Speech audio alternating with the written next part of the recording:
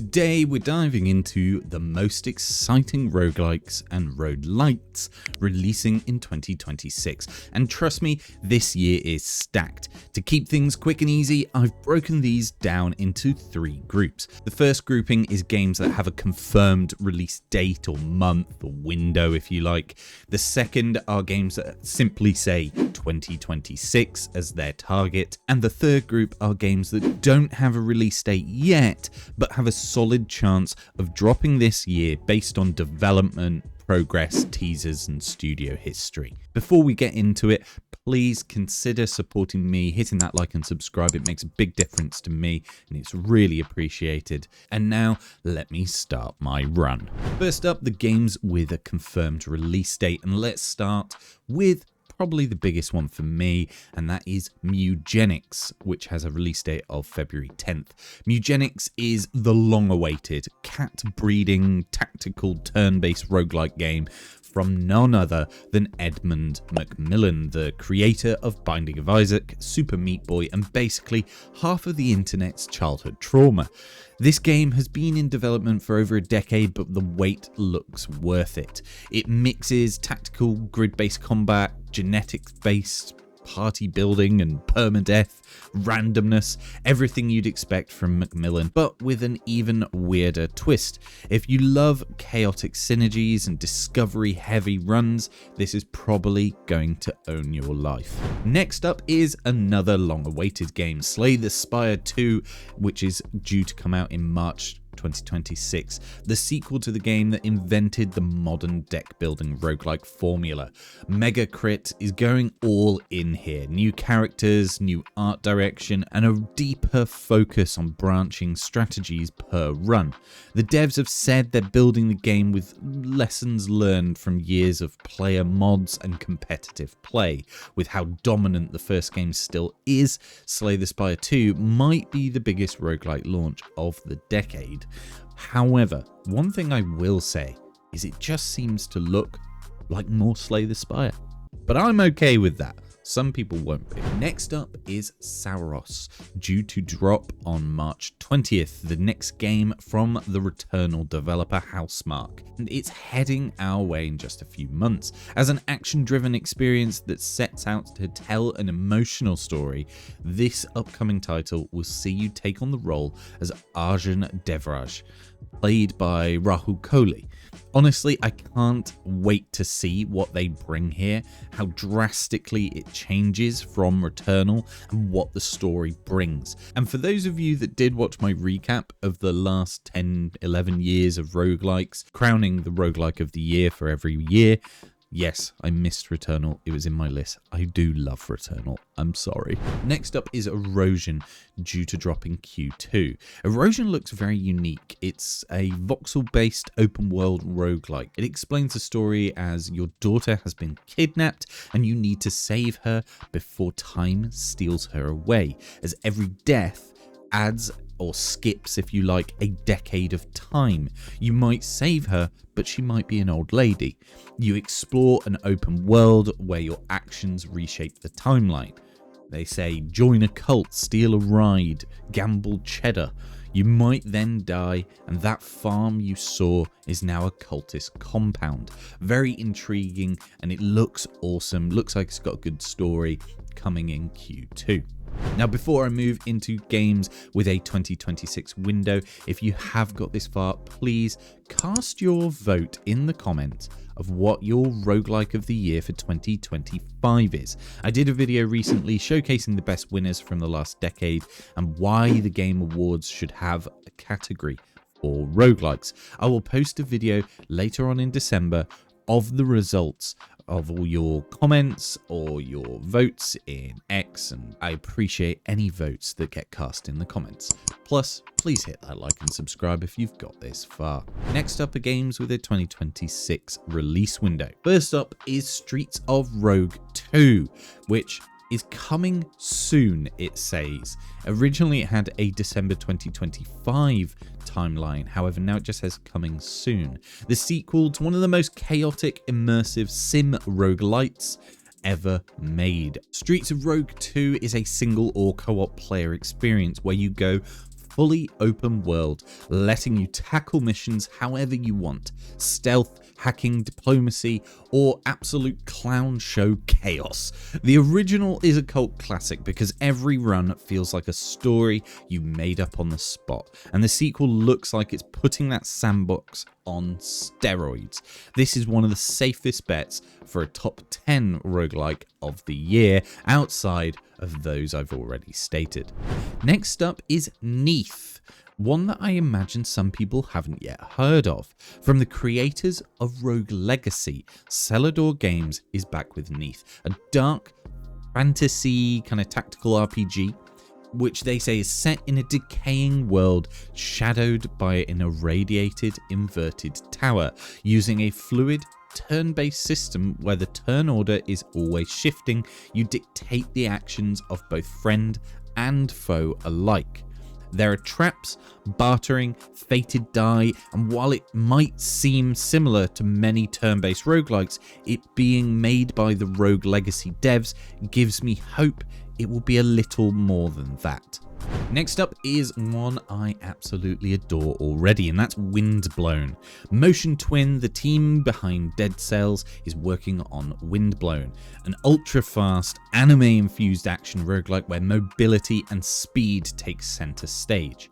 This is the studio's first new IP since Dead Cells, and it's already a speedrunner's dream. Shout out to Enter Me from the community, the current world record holder. This is already in early access and there's plenty of content. I've been loving it like many others in the community. And what looks to be an awesome story is out there too.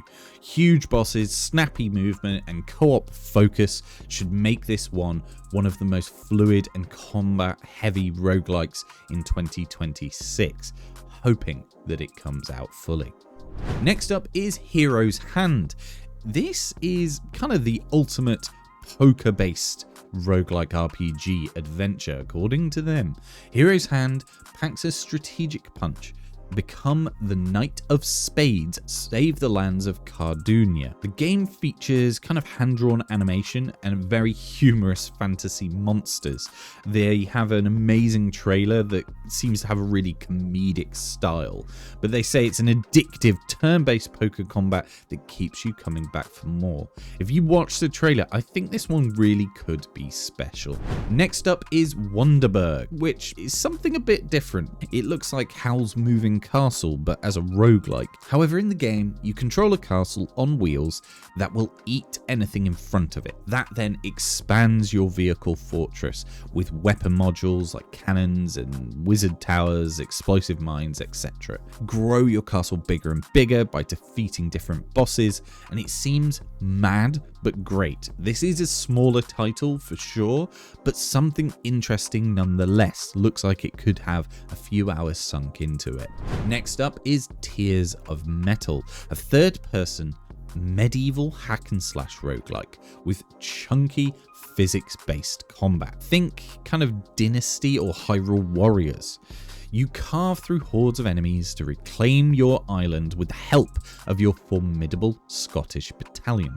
As you advance deeper into the trenches, uncover more about the mysterious dragon meteor and the treacherous enemy invasion. So during your game, you can obtain powerful upgrades, combine them with over 100 artifacts to create distinctive and devastating builds. This one appears to have a really interesting spin, something I've not really seen done in many roguelikes. So I'm really interested to see where this one goes. Go check it out now. Next up is Infinity Sweeper, which is a game I have covered before a while back and really enjoyed the demo. It reinvents the classic Minesweeper with endless roguelite gameplay. You navigate an expanding grid filled with traps just like you would in any Minesweeper game. However, you pull additional cards and tiles which can augment and change runs and your build. This one isn't a gimmick as much as you might think a Minesweeper roguelite is. However, it has really deep gameplay and has a great difficulty curve. Check this one out for sure. Next up, you have Emberward, another game already in early access with a lot of content. It's a cozy but deep roguelike tower defense game where you build mazes to funnel enemies using Tetris bricks. It's already gained a lot of attention in early access for its satisfying building and clever run structure.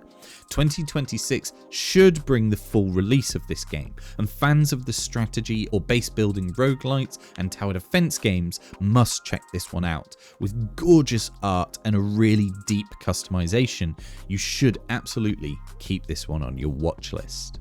Next up is Vampire Crawlers, the turbo wildcard from Vampire Survivors, which does say early to mid 2026. It's their kind of spin on deck builders, set in the same world, however speed is a factor. You can either take your time or be tactical and play as fast as you humanly can, which is an interesting take on a card-based game where speed matters. Typically in roguelike deck builders, speed is not a factor. Play cards in ascending mana order to land combos, with each step giving multiples to the next card's effect. Use wilds to extend the stack and keep it going. 10, 20, 30, can you reach infinite? This one looks interesting. I don't know how it will play out, but let's see. The final category is games that have no release date yet, but I would imagine will be coming in 2026. First on that list is Enter the Gungeon 2, the long-awaited sequel to Enter the Gungeon. We'll glaze over Exit the Gungeon, alright?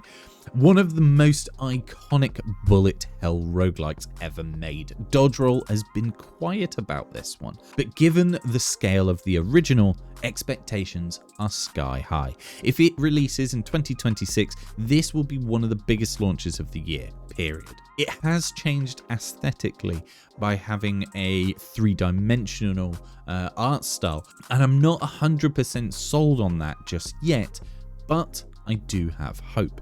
Next is Deep Rock Galactica Rogue Core. From the creators of Deep Rock Galactic, Rogue Core is a co-op roguelite that keeps the series' signature class system and dwarven charm while building runs around procedural missions and high-intensity combat. The pedigree here is massive. The original game still has one of the best communities in gaming, but now every run you have the same kind of rubbish starting equipment and you need to work together in order to upgrade each other. Knowing the love of the original, this one could have quite the following. Next up is one that came out of nowhere, and this is Carmageddon Rogue Shift, a roguelike twist on the outrageous vehicle combat franchise. Carmageddon smashes back with brutal roguelite vehicular combat mayhem, they say. Adapt, upgrade, and unleash destruction on post-apocalyptic zombie hordes. The legacy lives on, reinvented and unforgiving. This one could go anywhere. It could be amazing, it could be a complete flop in my opinion, but every campaign run offers a unique journey through a randomly generated graph, win events, and smash opponents to gain credits. Maneuvers such as killing wasted, drifts, jumps, flicks, also grant rewards. But I will say, roguelike driving game, I'm down for it. Morbid Metal is another one that is on my watch list. A 3D sci-fi hack and slash roguelike that lets you transform between multiple characters mid-combat. Devil May Cry kind of style combat in a way.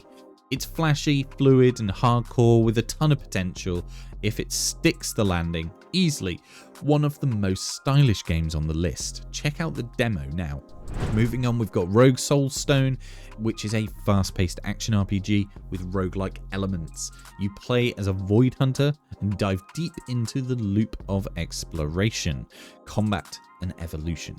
Whether you hunt solo or team up with fellow hunters, the path to Void God is paved with choices. This one appears to have exponential possibilities in build variety. This is from the same people that made Soulstone Survivors, so interested to see how this one ends up, as it seems to be quite a quick turnaround. Next up is Raccoin, Coin Pusher Roguelike. Yes, it's literally a roguelike inspired coin pusher arcade machine. And yes, it's actually amazing.